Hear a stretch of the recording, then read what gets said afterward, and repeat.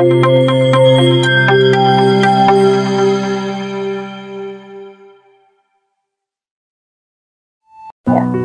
itu ekonomi biru?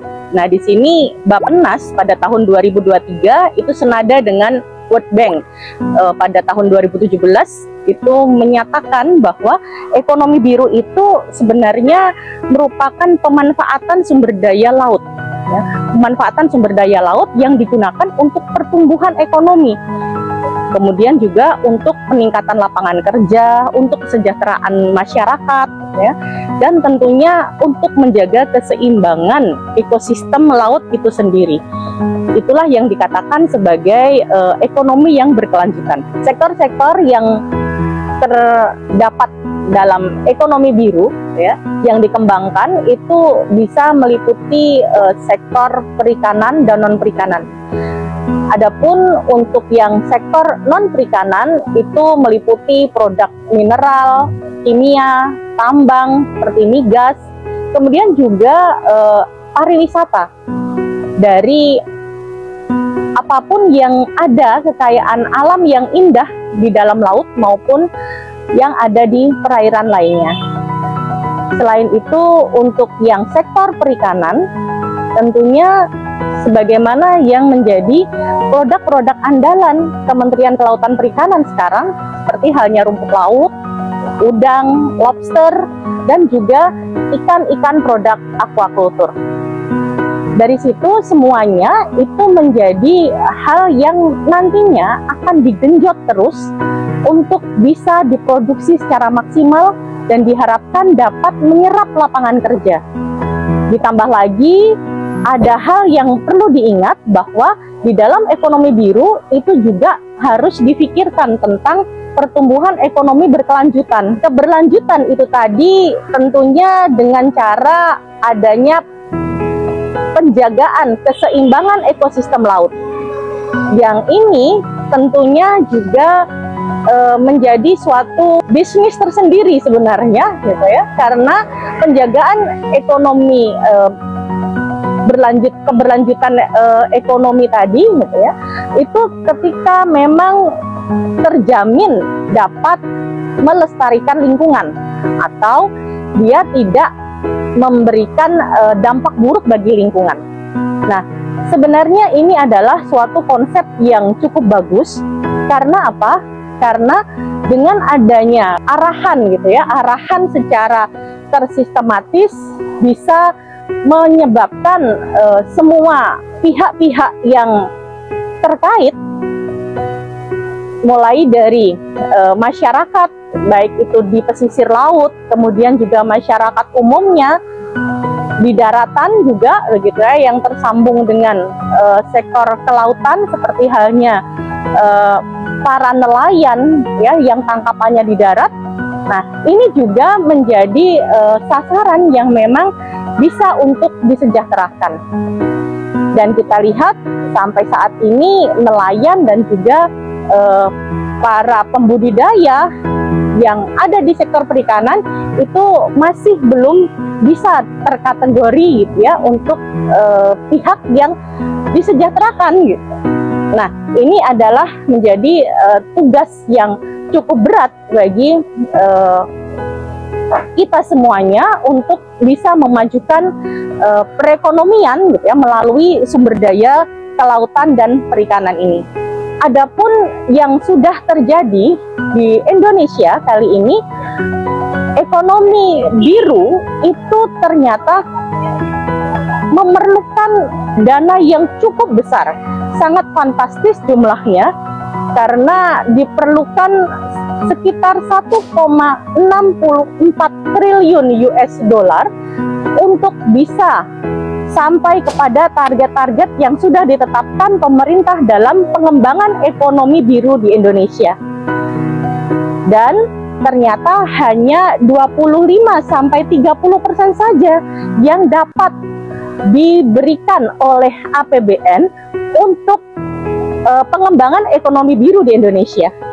Nah, ini menjadi suatu pertanyaan.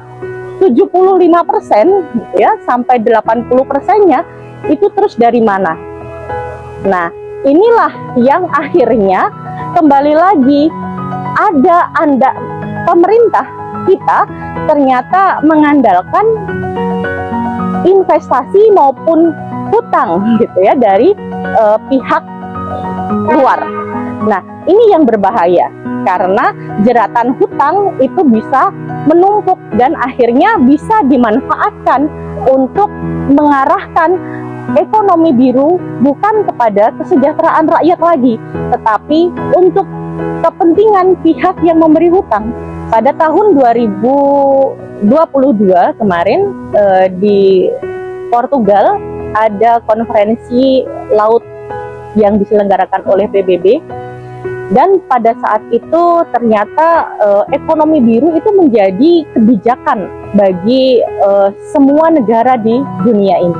Perlunya kita cermati seperti apa sebenarnya pelaksanaan dari ekonomi biru yang sudah terjadi. Sebagaimana yang disampaikan oleh peneliti Transnational Institute bahwa proyek ekonomi biru gitu ya, pengembangan kelautan selama ini sebenarnya 60% itu didominasi oleh hasil investasi para perusahaan multinasional. Dan perusahaan-perusahaan ini tentunya tidak sukarela gitu ya untuk bisa menyumbangkan begitu ya investasinya itu untuk kegiatan-kegiatan sosial gitu ya yang tidak ada keuntungannya ya. Jadi mereka pasti juga mencari untung, dan ternyata sudah cukup banyak begitu penerapan dari kebijakan ekonomi biru itu yang ternyata tidak seindah tujuan atau targetnya. Misalnya saja melindungi ekosistem laut itu sendiri, menjaga supaya tetap seimbang dan lestari. Artinya di sini juga menjadi suatu PR bagi kita. Contohnya seperti pembangunan tol tanggul laut yang pada prinsipnya tol tersebut, tol tanggul laut ini memang dibangun untuk bisa mengatasi banjir di kawasan utara pantai Pulau Jawa. Dan kalau kita lihat ternyata menurut Kementerian ya Perekonomian juga sudah menyatakan bahwa tol tanggul laut ini digunakan untuk melindungi 70 kawasan industri dan juga beberapa wilayah KEK yang ada di pesisir utara Pulau Jawa. Dan inilah yang akhirnya menjadi pertanyaan. Dikhawatirkan tol tanggul laut ini ketika dibangun justru akan mengurangi banyak sekali kesempatan bagi para nelayan dalam mencari ikan, karena hutan mangrovenya itu sudah banyak habis. Tentunya ini tidak sejalan dengan harapan untuk bisa melestarikan lingkungan atau pertumbuhan ekonomi yang berkelanjutan dengan penjagaan keseimbangan kelestarian lingkungan ekosistem laut. Bagaimana Islam memandang hal ini? Tentunya kita akan mencoba melihat bahwa Islam itu memandang laut serta perairan lain itu sebagai apa?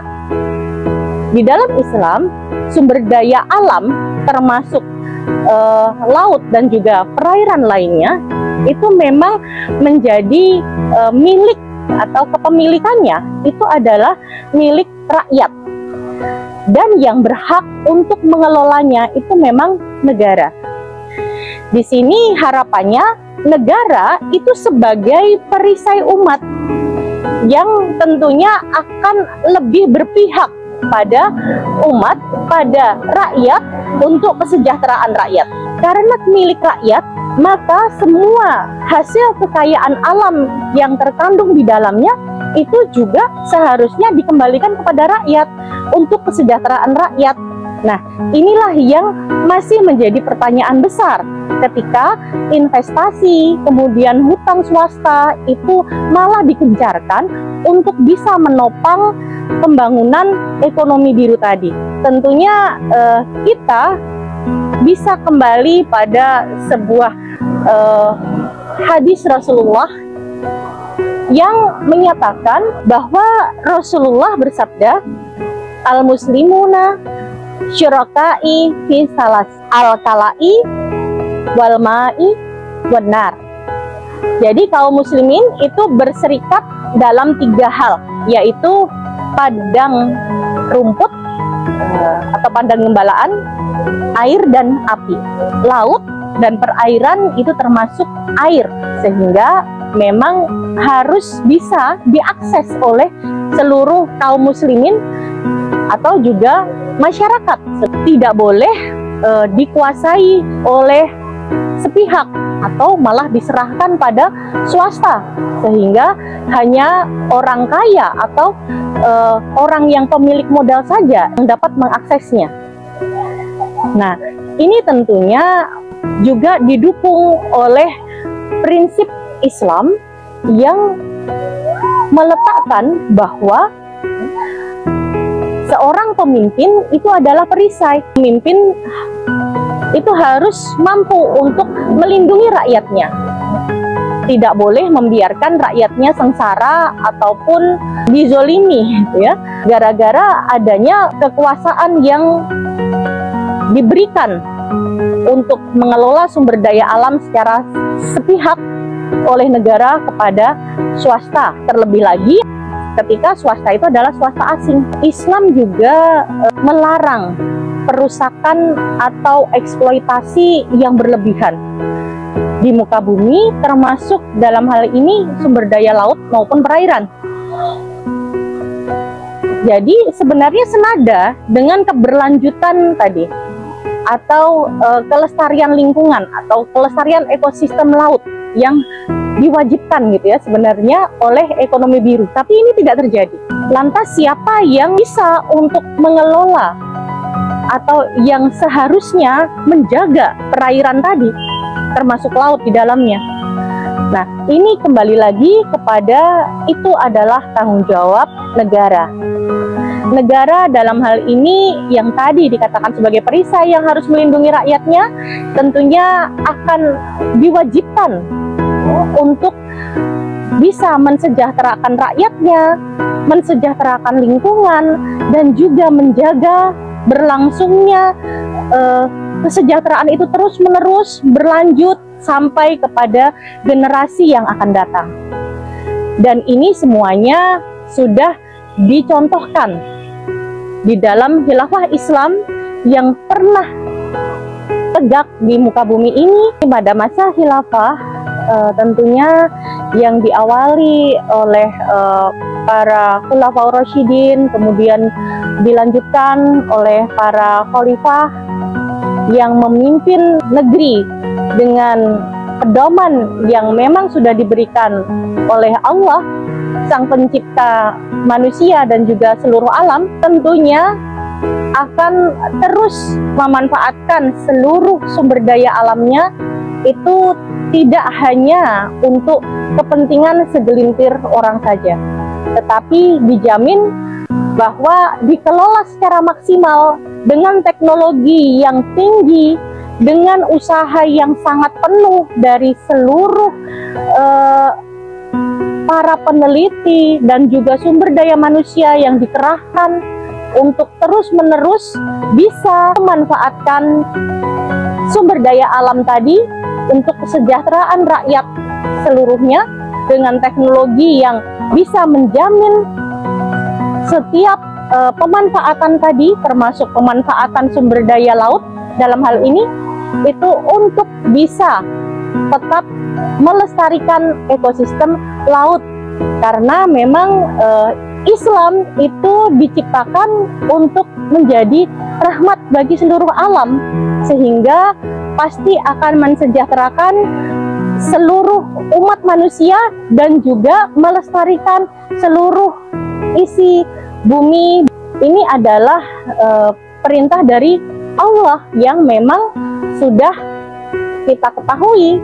Allah lah yang menciptakan dan juga maha mengetahui mana yang terbaik bagi manusia, bagi seluruh alam seisinya. Jadi apakah ekonomi biru itu tadi memang dapat bisa mensejahterakan seluruh umat manusia untuk bisa meningkatkan pertumbuhan ekonomi sebesar-besarnya dan juga bisa melestarikan lingkungan sumber daya laut gitu ya, lingkungan dan ekosistem laut serta perairan lainnya? Nah, tentunya kita sudah tahu jawabannya. Ketika ekonomi biru itu masih tetap dengan cara ketika pelaksanaan implementasi ekonomi biru tadi masih tetap diserahkan pada orang-orang yang memiliki kapital atau modal yang besar, pada perusahaan swasta dan sebagainya, para korporasi, maka jawabannya sudah jelas. Kebijakan ekonomi biru yang seperti itu tidak akan pernah bisa mensejahterakan umat manusia, malah justru dapat menghancurkan umat manusia. Karena apa? Karena balik lagi, yang menguasai itu justru orang yang ingin mengeruk dan mengeksploitir seluruh sumber daya alam untuk kepentingan keuntungannya semata. Jadi marilah kita kembalikan lagi kepada aturan dari Sang Maha Pencipta, yang Maha Pencipta seluruh alam semesta, bahwa kita wajib untuk mengelola sumber daya alam dengan sebaik-baiknya, dengan aturan yang diberikan oleh Sang Pencipta kita. Terima kasih atas semua perhatiannya, dan apabila ada kesalahan saya mohon maaf. Apabila ada datang kebenaran, semata-mata datang dari Allah, dan kita semoga terus-menerus untuk tetap bisa kokoh dan teguh dalam mengemban amanah yang datang dari Allah tersebut.